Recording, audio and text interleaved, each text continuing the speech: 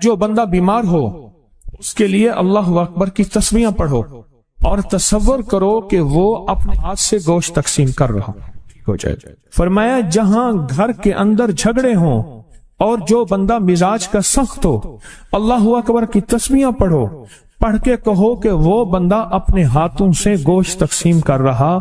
इस तसव्वुर के साथ पढ़ो, कुछ ही अरसे में, कुछ ही दिनों में इसका नतीजा आंखों के सामने आएगा।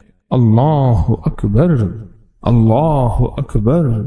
ये वो लफ्ज है जो शैतान को, जिन्नात को ऐसे उठा के मिट्टी कर देता है और उसकी हैसियत को खत्म कर देता है और उसकी हैसियत को मिटा देता है।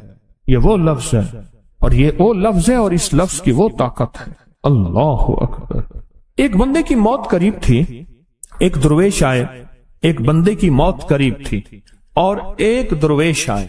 उन्होंने कहा आप साथ बैठें और बैठ के कलमे की तलकीन करें, इसकी आखिरी सांसें हैं। वो कहने लगे मैं बैठा ही था कि ऊंघ आ गए। देखा कि दीवार फटे, फरिश्ते आए, उनके मुंह से, जिस्म से आग निकल रही और आग के हुर्स और खतरनाक चीजें हैं। मैं समझ गया जहन्नमी फरिश्ते हैं, जहन्नमी फरिश्ते हैं और जहन्नमी फरिश्ते हैं और जहन्नमी फरिश्ते इसकी रूह लेने आए हैं और ये जहन्नमी है। ये सोच ही रहा था कि एक दीवार और फटे और उसमें से फरिश्ते आए, खूबसूरत लिबास, खुशबुएं, तहारत, गुलदस्ते, नेमतें, महक। मैं समझ गया जन्नती फरिश्ते हैं। उन्होंने जहन्नमी फरिश्तों को इशारा किया, एक तरफ हो गए। जन्नती फरिश्ता एक आगे बढ़ा, उसने उस मैयत की जबान को पकड़ के नचोड़ा, पेट को सूंघा, पांव को सूंघा, ये तीन चीजें, और इनकार किया कि कुछ नहीं। अब ये मायूस हो के जाने लगे तो जहन्नमी फरिश्ते आगे बढ़े कि अब हमारा हक है, यानी ये अब जहन्नमी हक है, जन्नती हक नहीं है। लेकिन उनमें से एक फरिश्ता, उनमें से एक फरिश्ता, किनमें से उनमें से एक फरिश्ता जो है, उनमें से एक फरिश्ता फिर आगे बढ़ा और उसने जुबान नचोड़ी और जुबान नचोड़ती कहने लगा अल्लाह अकबर। दूसरे फरिश्ते ने पूछा क्या हुआ? कहा फला मुल्क में, फला जगह पे इसने अल्लाह की एक कुदरत के मजाहिर और मनाजिर देखे थे और इसके मुंह से बेसाख्ता निकल गया था अल्लाह अकबर, और वो कोई कबूलियत की घड़ी थी। उसी वक्त अल्लाह ने इसकी बख्शिश कर दी थी, लिहाजा इसकी बख्शिश का सामान था। कहा क्या किया? कहा जुबान इसलिए नचोड़ी कि क्या इसकी जुबान में कोई अल्लाह का जिक्र के असरात हैं? पेट इसलिए सूंघा कि क्या कोई रोजे की बरकत है? पांव इसलिए सूंघे क्या अल्लाह और खैर की तरफ उठने वाले कदम जो आप हजरात तस्बीह खाने की तरफ चल के आए हैं, क्या इन कदमों की धूल और बरकत है? तो कहा कि पहले फरिश्ते ने कहा इसमें से वो तीनों अलामात नहीं थी जो खैर की अलामत होनी चाहिए, वो तीनों अलामात नहीं थी, इसमें वो तीनों अलामात नहीं थी। लेकिन दूसरे फरिश्ते ने कहा जब मैंने इसकी जुबान को नीचे से करके नचोड़ा तो उसकी जुबान से अल्लाह अकबर की ताकत निकली, जिसकी वजह से इसकी बख्शिश पहले हो चुकी थी। एक अल्लाह अकबर, एक अल्लाह अकबर। हम खामोशी से, चुपके से अपनी कितनी बलाएं टलवा रहे हैं। आप सोचें, अल्लाह अकबर कहा, नमाज के दौरान कहा, मैं नमाज के दौरान की बात कर रहा हूं। आप सीढ़ियां चढ़ते हुए कई दफा अल्लाह अकबर पढ़ते हैं, वो इलादा है, वो इलादा है।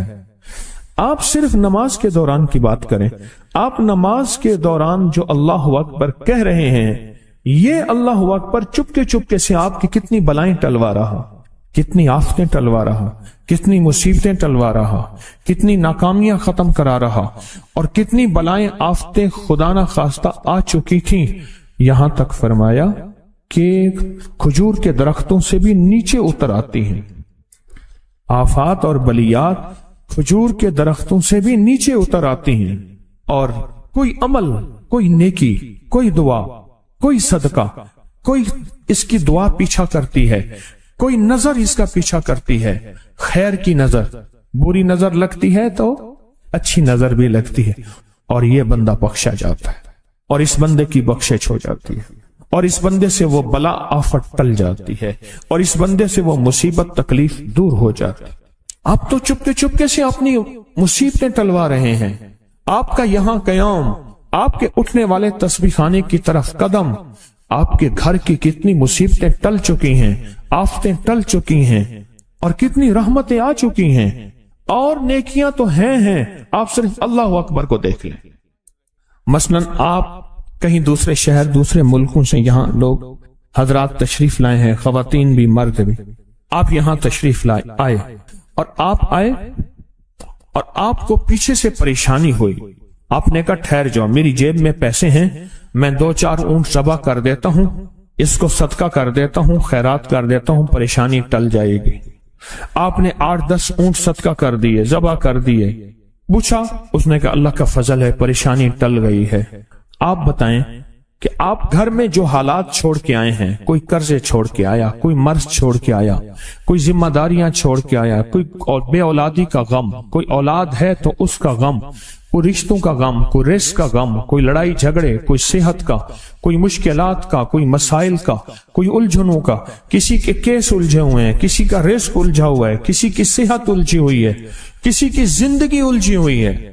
یہ سارے کے سارے غم جو ہیں، یہ سارے کے سارے غم آپ چھوڑ کے آئے ہیں۔ اچھا، ادھر چھوڑ کے آپ نے کیا کیا؟ چھوڑ کے یہاں آ کے آپ نے اونٹوں کے صدقے شروع کر دیے اور سوچیں کہ آپ اس عمل کے ذریعے سے اللہ کے خزانوں سے کتنی بلائیں ٹلوا رہے ہیں، کتنی آفات، کتنی مصیبتیں، کتنی تکلیفیں، کتنی